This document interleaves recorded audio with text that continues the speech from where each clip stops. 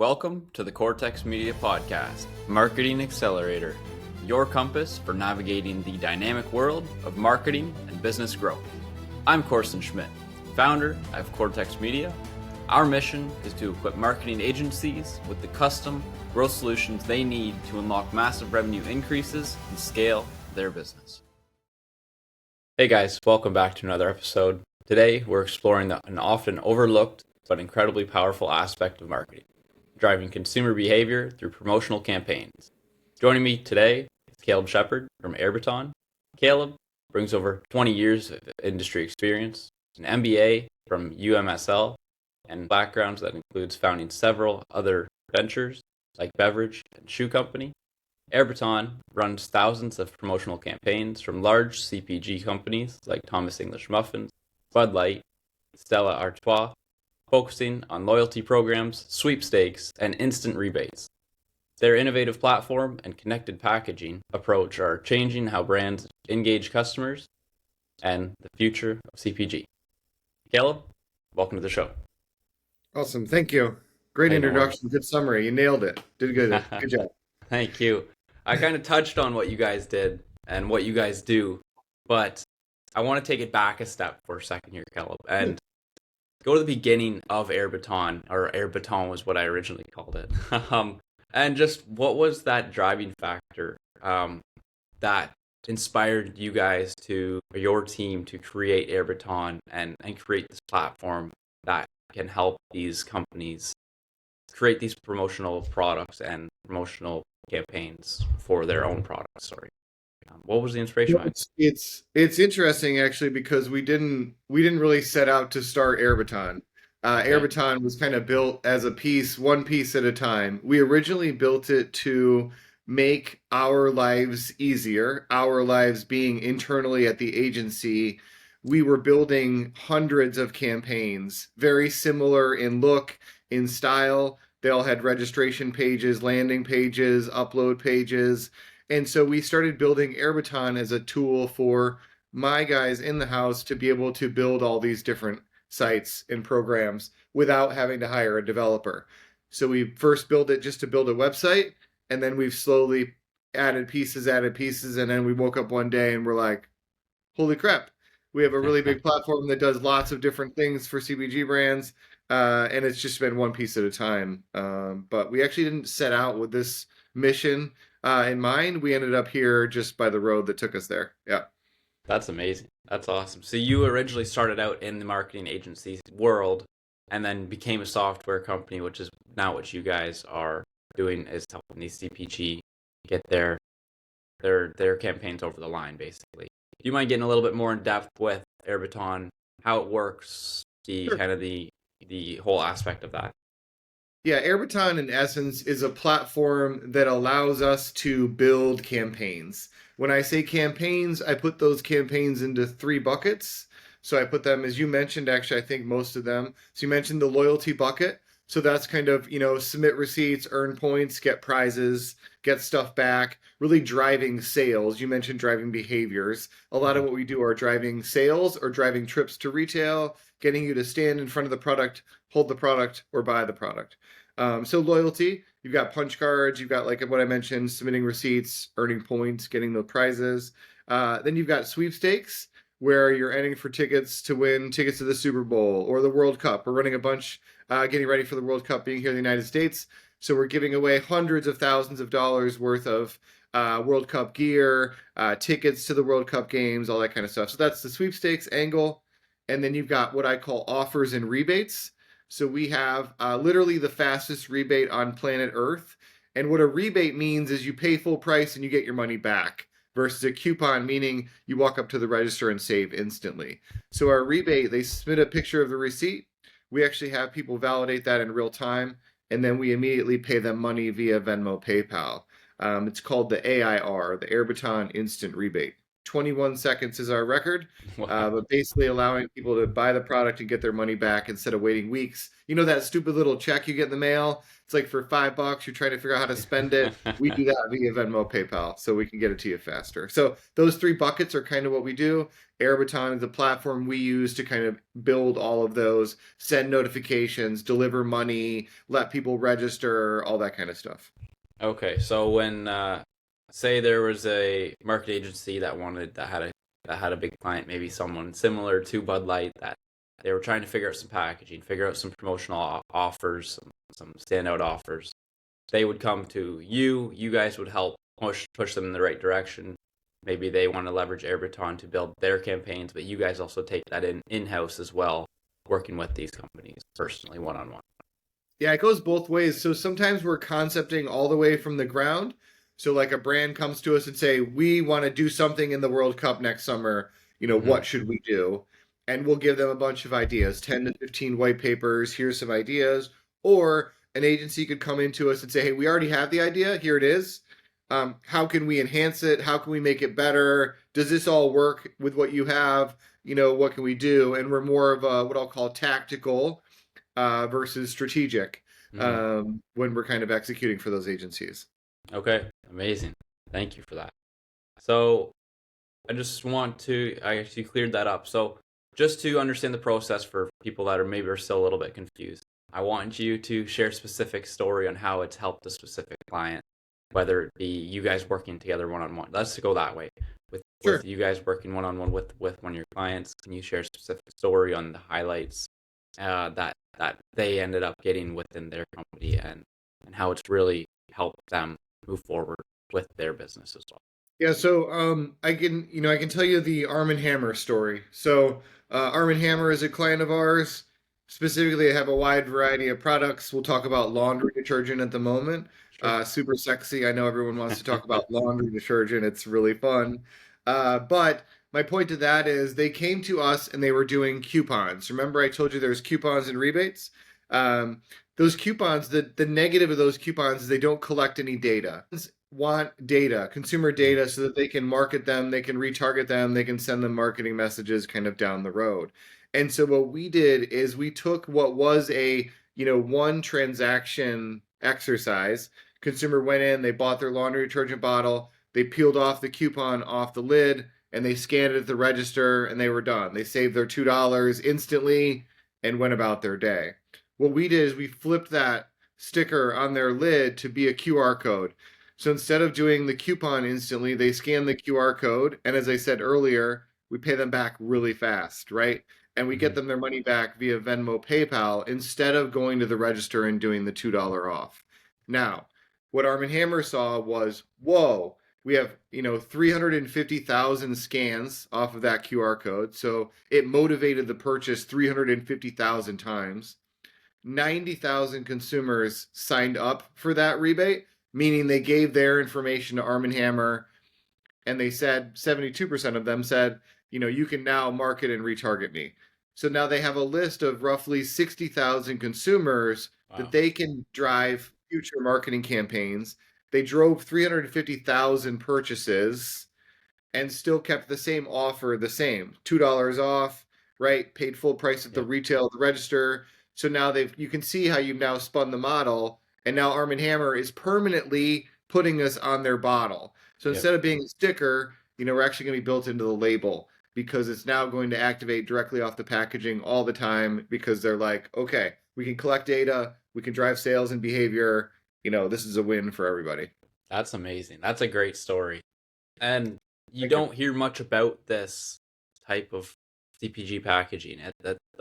You see it. You see it every day when you go to the grocery store. But when you actually put it in context and think about who does this stuff, you don't think about it. It kind of just goes right over your head. So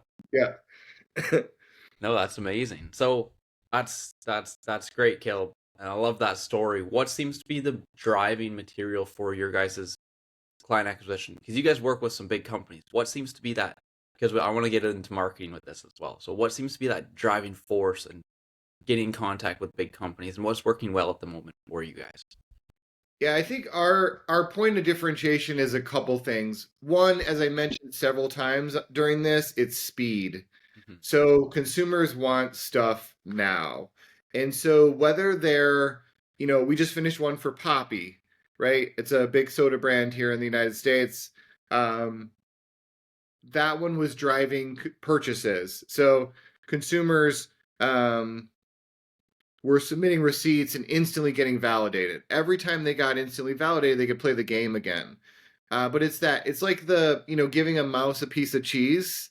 Mhm. If you keep giving them the piece of cheese, they keep coming back. Yeah. Whereas, so we instantly reward, whether it's money, whether it's prizes, whatever it may be, that instant gratification all the way through, whether it's loyalty and you're earning points, whether it's a rebate and you're earning money, that instant reward and speed at which we do things is a huge differentiator. The second thing I would say is just the breadth and experience of the team. We have literally to date run, I think, 8,000 marketing campaigns. Like I'll say that again, 8,000. That's And those crazy. marketing campaigns can be, a year-long program, right? So Yep. when I say marketing campaign, it can be a really long program, it can be 60 days, 90 days, different types of programs in length, but roughly 8,000 of them. And so when you say, can we, or have we, or do we, the answer is yes, probably. Because of the breadth of which we've covered this over the last 20 years. Wow, that's amazing. And you guys have only been around for a number of years, starting out as an agency and kind of building up into AirBaton. When was that? When was that factor when you guys were like, we have something incredible here. Let's go to market with this and really make the impact. When was that moment that you Yeah, guys so it were was like light probably bulb? yeah, it was probably two or 3 years. So we started Rio, that was our original agency, 1999. Okay. Going along, being a traditional agency, design, packaging, point of sale, like all the things a normal agency would do. 10 years ago, we started kind of, it's probably 15 now, getting more into digital things. And then, like I said, we started building this platform for ourselves. And Yeah. then it was probably about 3 years ago that we're like, whoa, look at this thing. We can share this with others, right? We can other agencies execute these campaigns. And so that's kind of how it morphed. Wow, that's incredible. With you, so I want to get more into the industry itself now Sure. with CPG. Do you see a lot more and more competitors out there starting to surface because it is something we're starting to see a ton of it. Like we've seen it, um, and we are starting to hear about it more now. Is that something that's starting to get super saturated? How do you? I mean, you guys we're quite early to it in general, making a platform to track all this data. Like, yes, it's been around forever, but you see that landscape kind of shifting, and what other industry trends do you see coming about within the CPG promotional packaging um, Yeah. area So, of the industry? yeah, so I hear a two-part question. Yes. First question I hear is really around kind of competition. And yeah, when we started it, it was like no one even, close to us. Yeah. Now we are, in essence, continually innovating to stay ahead. If we don't, we will be passed, to your point. Yeah. So we still maintain, like I said, the fastest rebate on the planet, the instant validation, the rewards, the breadth of things that we can do.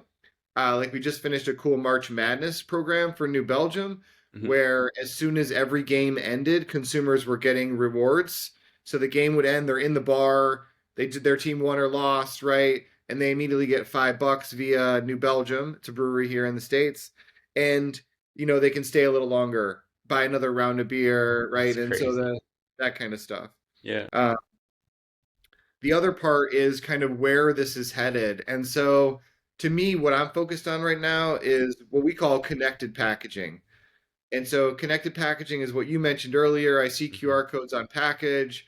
It's about utilizing those things better so that you're driving to these campaigns that really do drive behaviors. A lot of people just drive them to their URL, and it's just okay. Here's my website, neat, but that's not that helpful. And so, as the industry transitions, to make what we call 2D barcodes, so those QR codes are going to become your barcode.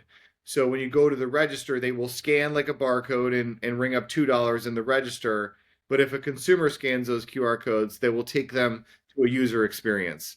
a Okay. URL, nutritional information. So right now we're studying hundreds of packages in the market and seeing what the messages are, where are they driving to, how are they working, what's the size, what's the color, placement, all of that stuff, because I think the future will be all around this connected packaging. We're calling it kind of a digital birth, right? So every product will have a digital birth. They'll have a QR code that will track that product from birth, right, all the way till someone eats them, or someone pours them in a laundry box or whatever. And so to me, that's the big part of the future, is activating all of these different packages. Yeah. For sure. For sure. And it's huge for companies as well because like you said, they get the data, they can track the data, they can see where they need help and with what within their packaging, what's driving these customers to buy their product itself. So that's a huge aspect of it. Now, I remember in our last conversation speaking with yourself and Seamus that when we were talking a little bit more about the platform, you guys make it really easy to build out campaigns, making it more of like a drag and drop method. Yep. So almost like building out automations in something like Maker N8N. Do you mind getting a little bit more in depth with that for maybe agencies wanting to hear a little bit more about the platform to see how they can leverage it for their own marketing needs if needed? Yeah, so what we've done is as I mentioned, those kind of three buckets of campaigns. Mm-hmm. We now just have, and the way the agencies and the clients see it is really pricing and speed. Okay, so we can more efficiently price these campaigns, and usually agencies are coming to me and like, oh, well, they want to start in a month, but I mean, there's no way we can do that. So we were going to push them to blah blah blah, and I'm like, no, we can start in a month. It's not a problem. And so I think the speed, and to your point, it is a lot of drag and drop, a lot of cloning campaigns, a lot of reskinning, all of that stuff just makes it more efficient. Mm-hmm. Someday we may have a off shelf where an agency can actually log in and do these things themselves. Right now it's all white glove. It's all managed by my team internally, just because that comes with a whole nother, world of things that you have to figure out.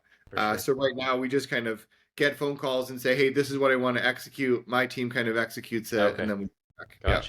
Gotcha. Amazing. Making it almost easier for the agency itself instead of them taking it internally and doing it. So Exactly. Yeah. now speaking about kind of drag and drop like we just talked about, let's talk about a little bit about AI and how that's evolving this type of industry and how it's making an impact. What is some of the biggest impacts you're seeing AI making on AirBaton? What you guys are specifically doing? How is it affecting you guys? Two of the biggest things. One is the number of developers I need has gone way down, right? Okay. And so we can use AI to do a lot of what I call the groundwork development. Mm-hmm. Like a lot of these projects require just the base code and Yeah. development and not high level. And so that's where we use AI a lot. My development team is able to be much more efficient, much faster, work on stuff that's more fun for them, and let the AI guys do the base layer, if you will. The second way we've been utilizing it is for fraud. So Mm-hmm. one of the biggest things I mentioned earlier is we're validating receipts in real time. There's no room for mistakes, right? So once we hit valid and they hit paid, you're gone. See ya, right? And so on the front end, we have to use a bunch of things in order to make sure that we really should be paying you the money that you're saying we should pay you. And we do that by monitoring. I won't tell you all the ways because they're a secret, right? But we do that by monitoring things like your IP addresses and where you're coming from. Have we seen you before? Is this a name combination that's suspicious? Do you have a weird email address? Like all these things then give you a score. So you're coming in like, Korson's looking pretty red. I don't know if we should trust him, right? Or yeah, this guy's green all the way through. You could pretty much just hit valid. We've checked everything and everything looks good. So that's how those are two ways that we're using a lot. One is just kind of fraud detection, and the other one is just to enhance and speed up our development capabilities. Amazing. Yeah, it's something that like we've all seen it in 2025. It's blown up. It's made a huge impact on many different industries in many different ways. So it's not something that's going to go away. It's something that's going to get a lot better, which is going to help you guys. really nail down, like you said, you guys can't have any mistakes within something like this, or else the company Yeah. itself is kind of getting a little bit screwed, right? So you guys need to make sure that everything's accurate, everything is working the way it's supposed to. And AI is going to be a huge driver for that in any industry, and the future to come is going to be much stronger. I want to bring this back to marketing for a second, if we can, and ask you because you were in the marketing agency for quite some time, for 20 years, give or take. Right now, where do you see marketing agencies kind of sitting? Because we're in a weird spot. There's a lot of AI, like we just talked about, and there's a lot of these pop-up agencies that people can use these AI tools who can execute great work and actually get results within different types of marketing. But we also have these very boutique teams that have very bright individuals who are running great teams as well. So where, in your opinion, where do you see the future of marketing agencies, and how do you see that landscape? Yeah, so it's tricky and it will change. So some things have already changed. So I used to have 5 different writers I would hire. Yeah. One writer would write really corporate things, one would write funny things, one would write for environmental brochures, whatever. They all had their niches. Mm-hmm. We don't use any writers anymore, right? We can write everything we need, using AI. So Yeah. certain places within inside a creative agency will be no more, right? You can generate 100 headlines like this, right? And then choose. Now, the thing that AI can't do is creativity, I believe. And one of the strongest things about an agency is their ability to think of a creative, emotional, campaign. And I don't think AI will do as good a job doing that. And so I think the agencies will always need to be there for strategy and what are the ideas. Mm-hmm. AI can help you execute those ideas, both from a writing copy standpoint, as I just mentioned, but also design. Like I see the day where there aren't any designers. Okay. Yeah. Like you can just type in what you need and say, this is what I need. You can show it what you need and say, this is the style I want, but I need it bigger or whatever. Right now it's kind of jankety. It doesn't really look that good. You can tell it's different. It's, if you're a developer and can code and like that level, I think you get some cool, imagery. But if you're just me going into ChatGPT saying, "Can you make this image?" It's still pretty crappy, right? Yeah. And so those are 2 big areas. So a lot of what's inside of an agency is designers. So that's going to be tricky. Now, is a designer always going to have to take that AI image and touch it up and improve it and whatever? Maybe, right? But those are a couple areas. A lot of the roles inside of an agency will change. They should get slimmer in theory. Like you shouldn't really need these giant agencies. So. Yeah, no, that's great. I love asking that question because it's a crazy the landscape right now is so unpredictable with the situation that's going on, and a lot of people don't really know where to go. Like if you're not using AI now, you're a little bit you are behind, but you can also stay a very boutique, very personalized human factor agency. You're gonna have a lot more expense, but you might create more of a personal feel with these companies you are working with. So it all depends where you want to go with the industry right now, because there is a few different directions you could go in general. It's tricky, and I've had writers go back to, writing it themselves. Like my main content person has said, like, I've stopped using AI to write content because it was killing my creativity brain. Yeah. Like having it always write. So again, that's the part I don't understand. Can you duplicate the creativity and the ideation, that comes from humans? Yeah. We'll see. No, I think it's definitely a tool that you can leverage to make your work a little bit better. Like use your creativity, figure something out, and then just get an opinion from ChatGPT. Be like, hey, this is what I have. This is my idea. What are your thoughts? Or what can we do to make it just a little bit more intriguing or a little bit more tactical? That's where I see it kind of really making a difference, is having people within these agencies that can execute creatively and on the AI side of things, know how to use these tools and prompt them properly using their own brain power at the same time.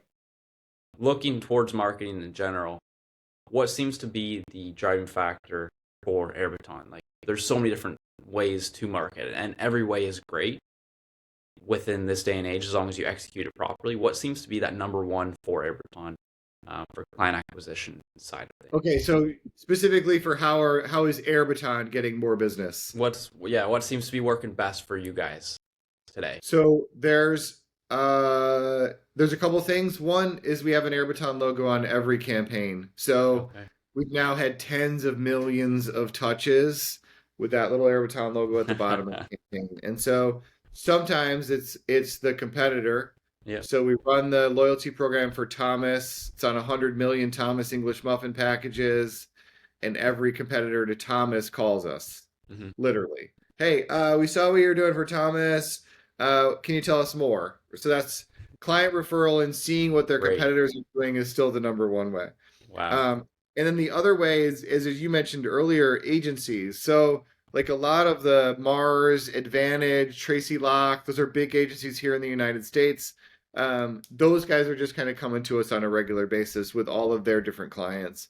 And then client move to client is kind of referrals. Talk to this person. You should call Caleb. But we do a lot of lead gen. Like we do LinkedIn, we do lead gen, we do that. But to me, that's still it's still mainly referrals, competitors, seeing things in action, all of that stuff. And the lead gen is just now kind of starting to kick in. Yeah, as well, especially with it being something that you guys had in market 3 years ago, which is something that was really new within this time frame. And you guys would have really created a foundation. And then with the packaging, like you said, creating that trust, creating something that is sustainable, having it on some of these bigger brands packaging is just a great marketing effort in general. Like you can't get better than that, especially when it's on some of these bigger brands. So when other brands see that, they're like, oh, this guy's trustable. Let's talk to them. Let's see what they do. Let's see if we can get a deal with them as well. And then working with the big agencies, like you said. So everything's great there. Caleb and you guys kind of stepped in at the perfect time and took the storm by lead, right? So that's great. Now looking ahead for AirBaton, what does the future look like? How does that roadmap look like for AirBaton? Where do you guys want to see it in the future? How bright's the future for you guys in your mind? The future is very bright. I think, like I mentioned a little bit earlier, someday there may be a kind of self-serve, simpler model that everyone can log into and create their own offers and sweepstakes and programs. And we'll continue to kind of do the next cool thing, right? Like, how do we make it better? How do we make it, we have to, the problem with being in a marketing agency is no matter what you do, the following day, they're like, cool, can we do something better? Right? Yeah. So you just finished the world's best campaign. You rose sales by 20%. And they go, cool, what are we going to do next year? Right? And you're like, oh, can't we just enjoy this one? Yeah. And so for us, it's continue to innovate just keep innovating, keep trying to think of the next thing that will make this better. So that's where we're headed. For sure. And that's kind of where we are in the landscape, right? Like, especially with you said, there's more and more popping up every day within the similar niche that you guys are doing. So you guys can stay ahead because you were ahead. You guys can keep staying ahead, keep building because you guys will have the experience and the knowledge that a lot of these newer companies won't know. So you guys can leverage that and keep staying ahead of the industry, keep moving forward and looking out for your clients and using the AI at the same time because it's something that is revolutionary and it's going to be the future as well. So Caleb, finally, one last question for you. And this one I love, especially because you've had a few different ventures yourself. For young marketers, entrepreneurs just getting started within marketing or entrepreneurship, what's some of the best advice you can give them today to push them in the right direction for their ventures? I would say get experience on someone else's dime if you can. What I mean by that is if you want to start a dental practice, work in a dental practice first. Don't just start a dental practice. So do something that either you have the time and the resources to kind of figure it out. So you're going to take a year to kind of deep dive into it and figure it out. Or you can kind of learn from others for a year or two before you go start your own. And then think of how AI can replace whatever I'm doing right now. Is it still going to be around in 2 years, 5 years, 6 years? And then finally, just do it, right? So there's nothing like the experience you get from running your own business, starting your own business, as you mentioned. I've had everything from a beverage company to a shoe company, candy, all over the place. They didn't all work. Most of them lost money. The shoe business we worked on for 5 years, and I made, I think, $5,000 over that 5 years. Right. So virtually nothing, but I like to say I get a hell of an education. So Yeah. I love entrepreneurs. I love the freedom of it. I like watching people kind of go out there and try it. It's cool. No, it is cool, and it's nice to put yourself through a situation that not a lot of people do, and put yourself, like you said, you made $5,000 over 5 years of building a shoe company. Like, that is so draining like, your confidence is drained, your energy is drained because you're putting everything into this business, trying to get it going. Yeah. But then you bounce back, and now look at where you guys are with AirBaton. Like, it's such a crazy world of entrepreneurship. So that's some great advice, Caleb. Thank you for taking the time to join me on the podcast today. I love hearing different sides of marketing, especially with something that we don't hear a lot about within the industry. So I'm very glad that we got to touch on this, hear a little bit more about it. And it's been great. I appreciate it. No, it was great talking to you, and great meeting you a few weeks ago. So I appreciate you reaching out. Yeah. If people want to get a hold of you, Caleb, where can they find you? LinkedIn, your website, etc. Yep, airbaton.com. My email is just caleb@airbaton.com as well. They can email me or find me on LinkedIn. Yep. Perfect. Well, thank you, Caleb. Appreciate it. All right. Have a good one.